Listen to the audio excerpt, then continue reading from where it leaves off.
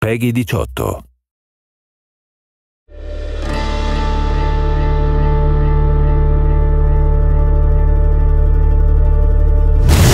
Hi everyone, I'm Roland Lesterlin, the game director for Just Cause 3, and welcome to the beautiful Mediterranean island chain of Medici. As Rico Rodriguez, you'll explore all 400 square miles of this vast open world. But right now, let's just jump straight into free fall towards the town of Alba.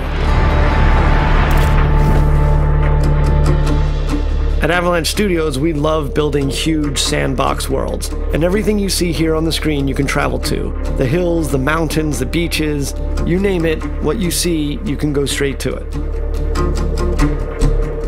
The story behind Medici is that it's being held under the brutal control of the dictator General Di Ravello. And as you can see, his domineering presence can be felt throughout all the towns and the villages. Inspiring a revolution to free the people is no simple task for any ordinary citizen. But Rico is no ordinary person. With his unique tools of destruction and large arsenal of weaponry, it's entirely up to you on how you want to free the people. It can all start with toppling one of the classic symbols of General Di Ravello's rule.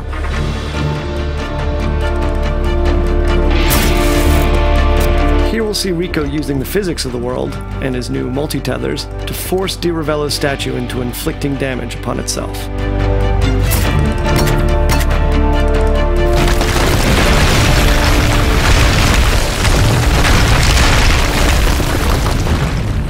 Alright, so with the statue destroyed and Di Ravello's tyrannous grip on the town of Alba no longer quite so tight, let's have a look at Rico's new upgraded grapple.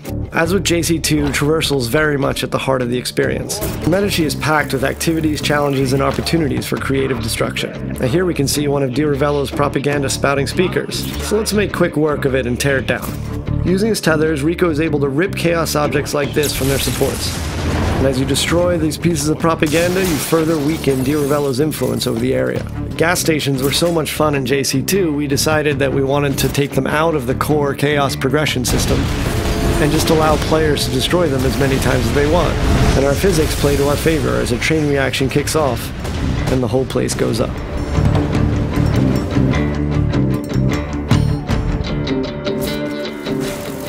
Let's take advantage of Rico's brand new wingsuit, which completes Rico's set of aerial abilities alongside the grapple and parachute.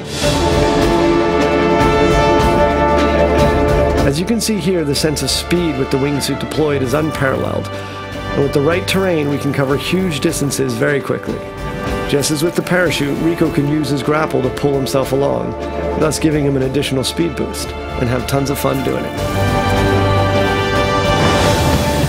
Let's apply a little out-of-the-box thinking with one of the many airborne vehicles in the game. Rico can fly anything, so hijacking this jet really isn't an issue. And this might be a multi-million-dollar military plane, but in Rico's hands, it's a very big and expensive bullet. Alright, so we've blown up the refinery and we've seen the cascade of destruction. Now let's take to the roads in a souped-up sports car. In Just Cause 3, there are over 80 different air, land, and sea vehicles for you to drive, crash, do whatever you want with. Our driving model has been completely overhauled since Just Cause 2, giving players more control over the vehicles themselves, as well as increasing their destructibility. And of course, there are numerous race challenges for you to play that will allow you to unlock vehicle-based mods to improve your rides. We're not a racing game, so going off-road in our world can be lots of fun. Our state-of-the-art destruction extends even to vegetation, so if you're under heat trying to get away from people, you can plow through fields of sunflowers and lavender fields, even through bushes and trees. So we'll stop here. Thought I'd give you an opportunity to blow up something truly massive. I guess we're going man versus bridge with our super powerful Hydra missiles and see what kind of damage we can cause. Shooting out the supports will result in the bridge destroying in tons of different ways. And this means you can come up with your own great action moments. And that's the core of the sandbox experience.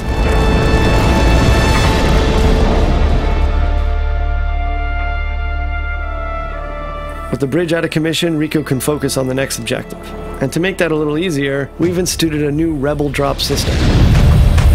The Rebel Drop system allows Rico to order weapons and vehicles at a moment's notice via airdrop. This beautiful and peaceful flight offers us another opportunity to show off a new feature, and that's our new stunting system. So we moved away from the specific authored points on vehicles from JC2 and allowed the player total freedom on top. So if you jump out onto the plane, you can actually walk around the plane wings themselves. And of course, the plane itself can be used as a means of destruction. Maybe we should get off the plane first.